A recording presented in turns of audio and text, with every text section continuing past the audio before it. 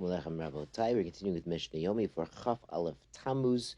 We are in the 8th parak of Terumot at Mishnah Yud 8:10, and this is a similar idea to yesterday. We had the barrel broke of Terumah Tzahira in the upper wine press, and now it's flowing or dripping down to the bottom where there's tameh chulin, so it's going to get lost. So then yesterday we said if you could run and get a tahor kli and save a revius, run and save revius, even though a lot more meanwhile is flowing down to the bottom and becoming tameh mela. But if you can't, don't catch it in a tameh kli, just let it flow. Now here in Mishnah Yud, v'chen, and so too, chavit shel shemen shenishbacha, a barrel of oil that broke. And here the barrel didn't break in the oil press or the wine press, it's broken over the ground. The partner says it's going to absorb in the ground, so it's all going to be lost. Now, this is actually interesting because yesterday, when it was in the wine press, it could flow down to a reservoir. If that had been oil, then everyone would agree there that you would just let the oil, the Terumah oil, flow down into the reservoir and become tameh, because you could still give it to the Kohen or sell it to the Kohen as meduma, and the Kohen could use it because oil that's tameh can be used as fuel. Terumah tameah can be burned by the Kohen and used by the Kohen for that purpose, but wine you can't burn. It's useless as a fuel. So by oil they would have agreed, but here the oil is not flowing into a tameh reservoir. It's just absorbing into the ground, so it'll be completely lost if you don't do something to scoop up this oil. And the problem is you don't have any tahor kalim to catch the dripping or the flowing out of this broken barrel right now.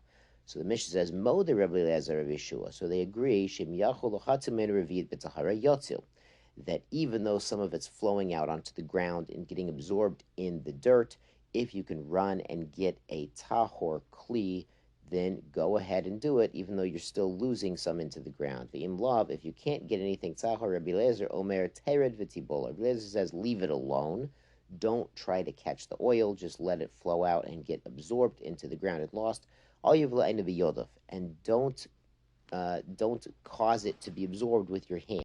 Here he means really, if you only had a tameh bucket. If you only have a tameh bucket, Rabbi Eliezer would say, don't use that bucket to catch it, because then you're making this stuff metameh with your own hands. Only if you have something tahor, you should run and get that and save it.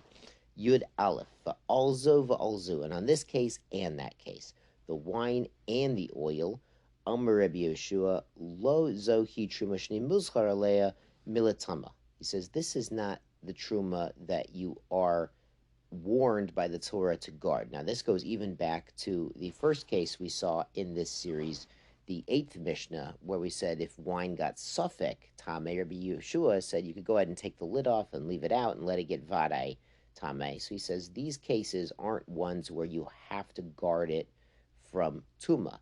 Elimil ochla. It's only truma that's for eating. Mila ochla, Rabbi Yeshua says, only truma that you can eat right now, that's edible right now, that's what you have to guard from tuma. The chol bevolta tameh ketzad. So when the Torah tells you don't make truma tameah, what is he talking about? So this is what Rabbi Yeshua says the Torah is talking about. Over makom makom. He's traveling. He's a Kohen who's traveling, and he brought his food with him, and his food is loaves of truma bread. Kikarot shel truma biyado. So he's carrying loaves of truma. Amro lo ovid kochavim, and a pagan tells him, ten achat mehen v'atamena. Give me one of these loaves.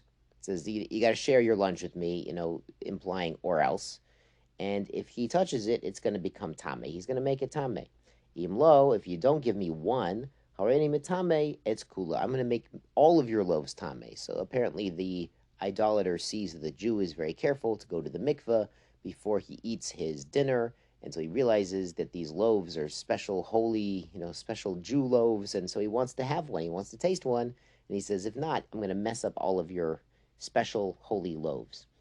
So Rabbi Eliezer Omer Yitamit Kula. He says the Jew should not let him have one loaf, and if the pagan is grabs his loaves, then that's what happens. But don't give him any. Don't let truma become tameah through your hands. Don't give him any to get tameh. Rabbi Yeshua Omer Yaniach lefanav achad mehen olasela. He says you can't give it to his hand. that would be you causing the tumah directly, but you could leave it on a rock and let this pagan taste the holy truma bread as a way of preventing the other truma from getting tameah. So we see a divergent opinion. Rabbi Eliezer is stringent according to his view. You can never cause truma to become tameah actively through your hands, through catching it in a tamei kli. Rabbi Yeshua says, if it's something that's edible right now, don't cause tuma directly by handing it to the pagan. But if in these cases where it can't be eaten right now, it's a broken barrel, then in theory you could cause tuma. If it's already suffix, then that's not what we're warned about. Shkoyach.